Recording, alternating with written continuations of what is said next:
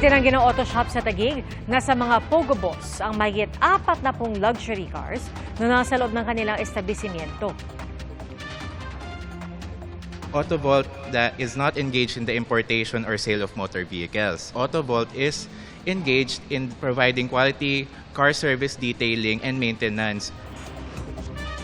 Binigyan ng Bureau of Customs ng 15 araw ang mga may-ari ng sasakyan na makapagpakita ng proof of payment of correct duties and taxes.